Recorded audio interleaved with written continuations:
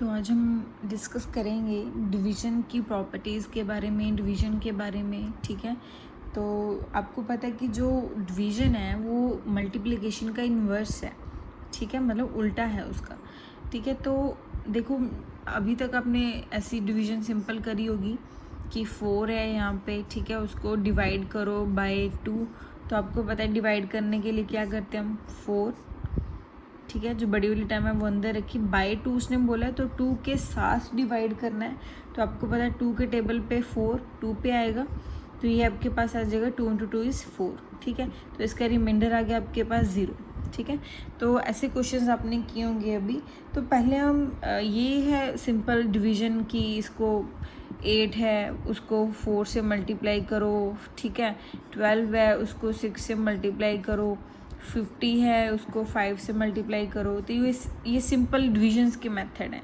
तो अभी हम पहले प्रॉपर्टीज़ के बारे में डिस्कस करेंगे कि डिवीज़न में कौन कौन सी प्रॉपर्टी हैं। जैसे हमने पहले मल्टीप्लिकेशन में भी करी है, एसोसिएटिव प्रॉपर्टी, क्यूमुलेटिव प्रॉपर्टी। ठीक है, तो एडिशन और सब्ट्रैक्शन में भी हमने करी है ये सारी प्रॉपर्टीज़। तो हम डिवीज़न में भी ये सारी प्रॉपर्टीज़ देखेंगे।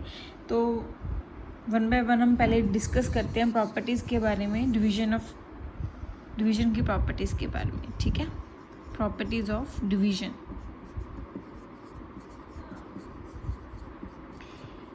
तो इससे आपको क्लैरिटी हो जाएगी कि अगर हम इंटीजर को इंटीजर से डिवाइड करेंगे तो क्या जो आंसर है वो इंटीजर ही आएगा या फ्रैक्शन में आएगा या कुछ। ठीक है, तो जो इसकी फर्स्ट प्रॉपर्टी है उसमें यही है। उसने बोला कि अगर ए एंड बी इंटीजर्स हैं, ठीक है, ए एंड बी क्या है, इंटीजर्स हैं, तो ज़रूरी नहीं है कि जो ए को जब बी से डिवाइड करेंगे वो भी इंटीजर आएगा। ये ज़रूरी नहीं है। ठीक है, नॉट नेसेसरी, आ भी सकता है बट हमेशा नहीं। ठीक है, तो देखो कैसे ये आपको पता चलेगा कि अगर ए आपके पास है, आपको मान लो 16 है और बी आपके पास है 5, तो उसने बोला है कि 16 को 5 से क्या करना है, आपने डिवाइड करना है। तो ये 16 को रखोगे अंदर, 5 को रखोगे बाहर, तो 16 कब कहाँ तक जाएगा, 3 तक जाएगा। ठीक है, 55 को 3 से मल्टीप्लाई करोगे तो 15 आएगा ना।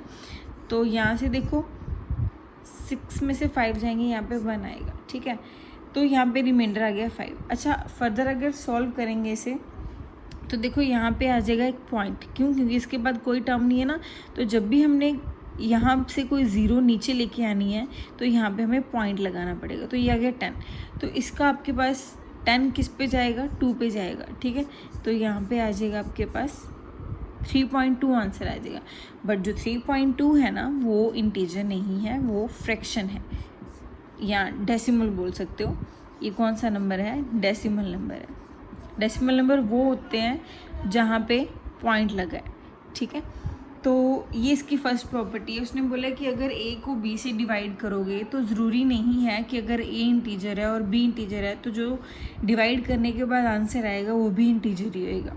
ठीक है, इंटीजर हो सकता है जब हम सिंपल डिवीज़न कर रहे हैं, 10 को डिवाइड कर दिया 5 से, तो इसका तो सिंपल सीधा ही जो आंसर है वो 2 आ जाएगा। ठीक है, तो ये इंटीजर है बट ज़रूरी नहीं है कि वो हर बार ही इंटीजर है आंसर। ठीक है, तो ये इसकी फर्स्ट प्रॉपर्टी है। ठीक है, तो जो सेकंड है वो है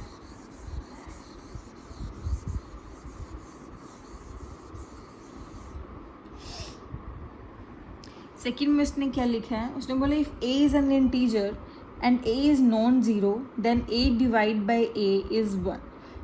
देखो अगर उसने बोला है कि अगर आपके पास ए इंटीजर है, ए इज़ इंटीजर, ठीक है, एंड ए नॉन ज़ीरो है, नॉन ज़ीरो मतलब वो ज़ीरो नहीं है, बाकी कुछ भी वो हो सकता है, तो जो उसका आंसर है ए डिवाइड बाय ए वो क्या आएगा, 1। फॉर एग्जांपल जैसे अगर आपके पास 18 को आप 18 से ही डिवाइड कर रहे हो तो उसका आंसर क्या आएगा, 1। ए आपके पास है 18, दूसरा जब डिवाइड कर रहे हो ए वो भी आपके पास 8, 18 है, ए सेम है ना, तो 18 सेम है, उसका आंसर क्या आएगा 1। बट ये है कि जो ए है वो नॉन ज़ीरो होना चाहिए, वो ज़ीरो नहीं होना चाहिए। अगर आप ये बोलो कि 0 डिवाइड बाय 0 तो ये डिफाइंड नहीं है, दिस इज़ नॉट डिफाइंड या नॉट एप्लीकेबल, ये एप्लीकेबल या ये डिफाइंड चीज़ नहीं है, तो ए नॉन ज़ीरो ही होना चाहिए। तो ये सेकेंड प्रॉपर्टी है, ठीक है। तो जो थर्ड प्रॉपर्टी है ये देखो पहले, इसके बाद थर्ड डिस्कस करते हैं।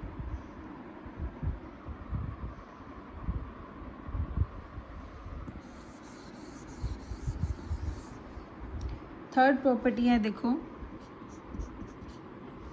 थर्ड में उसने बोला है कि अगर ए इंटीजर है then A divide by 1 is A. देखो अगर ए आपके पास क्या है, इंटीजर, ठीक है, ए इज़ इंटीजर, देन जब भी आप ए को 1 से डिवाइड करोगे तो वो आपका आंसर क्या आएगा, खुद ए ही आएगा। फॉर एग्ज़ाम्पल कि अगर आप 7 को डिवाइड कर रहे हो 1 से तो आंसर क्या आएगा, 7 ही आएगा, ठीक है। क्या आएगा आंसर, 7। कैसे 7 आएगा,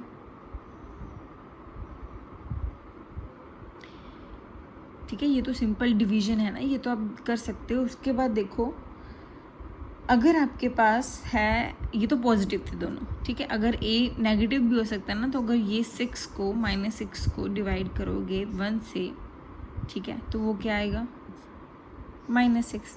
देखो 7 divide by 1 that is 7 divide by 1, तो आंसर इज 7 ना। तो अगर -6 को डिवाइड करोगे 1 से तो आंसर इज -6। तो उसने बोला है कि जब आप कोई भी इंटीजर है उसको 1 से डिवाइड करोगे तो वो आंसर अपने आप खुद ही वापस आ जाएगा। 7 को डिवाइड करा 1 से 7 आएगा, -6 को 1 से डिवाइड करोगे -6 आएगा। तो ये इसकी है आपकी थर्ड प्रॉपर्टी। तो नेक्स्ट है आपके पास जो फोर्थ वाली प्रॉपर्टी है, इसमें इसने बोला है if A is an integer and A is non zero, ठीक है, ए आपके पास क्या है, इंटीजर है, और ए क्या है, नॉन ज़ीरो है, मतलब वो ज़ीरो नहीं होना चाहिए, बाकी वो कुछ भी हो सकता है। तो जब उसने बोला है कि अगर ज़ीरो को आप ए से डिवाइड कर दोगे ना तो वो आंसर क्या आ जाएगा, ज़ीरो। बट अगर ए को ज़ीरो से डिवाइड करोगे तो वो मीनिंगलेस है, ये डिफाइंड नहीं है, ये क्या है, मीनिंगलेस। क्लियर है।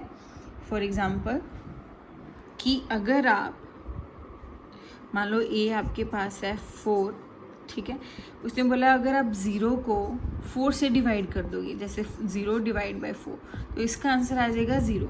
बट अगर आप 4 को 0 से डिवाइड करोगे, 4 डिवाइड बाय 0 करोगे, तो ये डिफाइंड नहीं है, नॉट डिफाइंड, नॉट एप्लीकेबल या मीनिंगलेस बोल सकते हो, ठीक है। तो ये थी आपकी फोर्थ प्रॉपर्टी। नेक्स्ट है जो हमने पढ़ा था कि जो मल्टीप्लिकेशन है वो एसोसिएटिव है, पढ़ा था, ठीक है। अब हम देखेंगे कि डिवीजन है जो वो एसोसिएटिव है या नहीं, ठीक है।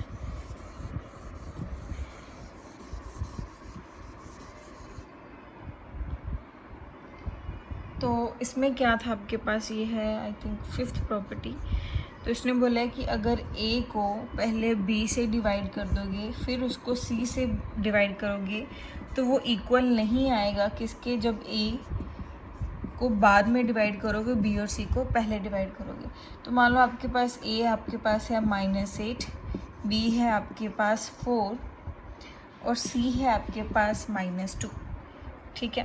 तो इसको देखो, पहले ए आपके पास है -8, तो पहले ये वाली चीज़ करते हैं, ठीक है, -8 डिवाइड बाय 4 डिवाइड बाय -2। अच्छा, अब -8 को डिवाइड करना है 4 से, ठीक है, तो इसका आंसर आपके पास आएगा -2। फिर इसका आंसर तो -2 आ गया, तो फिर -2 को किससे डिवाइड करना है आपने, -2 से, तो -2 डिवाइड बाय -2, माइनस से माइनस कैंसिल, 2 से 2 कैंसिल, आपका आंसर क्या आ जाएगा 1। तो ये किया जब हमने ये वाला पार्ट, ठीक है। सिमिलरली हम करेंगे, इसमें पुट करके देखेंगे। तो a डिवाइड बी डिवाइड सी। तो ए आपके पास है -8, तो ए को रखो ऐसे। बी है आपके पास 4 डिवाइड सी है आपके पास -2, ठीक है। तो -8 एज इट इज़। 4 को 2 से डिवाइड करोगे, साइड पे करके देखो, 4 को -2 से डिवाइड करोगे तो इसका आंसर क्या आएगा 2, पर यहाँ पे एक नेगेटिव है तो यहाँ पे नेगेटिव आएगा, तो यहाँ पे आ गया आपके पास 2, -2। तो अब -8 को -2 से डिवाइड करना मतलब ये लिख सकते हो -8 डिवाइड में -2, माइनस के साथ माइनस हो गया ख़त्म। तो 2 को 8 पे कट करोगे मतलब 4 आंसर आएगा। तो अब देखो यहाँ पे 1 था, ये है 4, तो मतलब हमने पहले लिख दिया कि ये चीज़ इसके बराबर नहीं आएगी, तो हमने प्रूव भी कर दी कि जो 1 है वो 4 के बराबर नहीं है, ठीक है। तो जो हमारी डिवीज़न है वो एसोसिएटिव नहीं है, वो एसोसिएट नहीं होगी, ठीक है। तो इसके बाद जो नेक्स्ट प्रॉपर्टी है हमारे पास, यहाँ तक देखो पहले ये चीज़,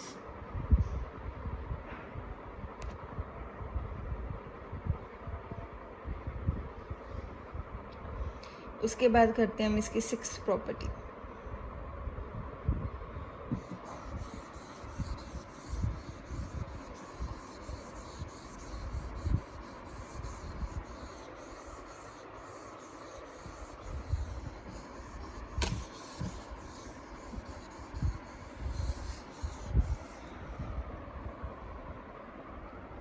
तो 6th प्रॉपर्टी क्या है,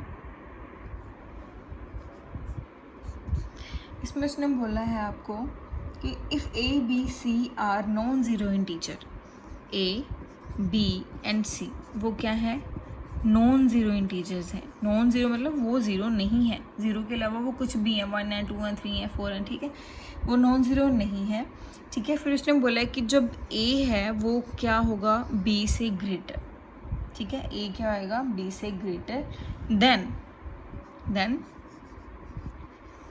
जो आपका ए को सी से डिवाइड करके आएगा ना, वो टर्म बड़ी होएगी जब वो डिवाइड करके आएगी बी को सी से। ये तब कंडीशन होएगी जब आपका सी क्या होएगा, positive, C is positive. Example देखते हैं, देखो ए मेरे पास है 27, ठीक है, बी है मेरे पास 18 और सी है मेरे पास 9, ठीक है। तो जब मैं ए को सी से डिवाइड कर रही हूँ, करो डिवाइड, ए को मैंने सी से डिवाइड किया तो सीधा 9 की टेबल पे ये कटिंग हो रही है 3 पे, तो इसका आंसर क्या आ गया 3, ठीक है। तो फिर मैंने किस बी को सी से डिवाइड करना है, इस वाली साइड करो, बी है आपका 18, सी है आपके पास 9, तो ये सीधा कटिंग होगी 9 की टेबल पे, फिर ये आ गया 2। तो यही नहीं हमने लिखा कि जब ए को सी से डिवाइड करेंगे तो जो उसका आंसर आएगा, यहाँ पे हमारा आंसर आया 3, तो 3 है जो वो ग्रेटर होएगा किससे, बी डिवाइड बाय सी को जब करेंगे तो मतलब वो ग्रेटर आ गया। तो ये कब था, जब सी हमारा था पॉजिटिव, सी क्या था पॉजिटिव, 9 है तो 9 एक पॉजिटिव नंबर है, ठीक है, पॉजिटिव इंटीजर है, ठीक है। तो ये थी प्रॉपर्टी हमारी 6th। इसी प्रॉपर्टी का एक सेकंड पार्ट है, ये देख लो पहले।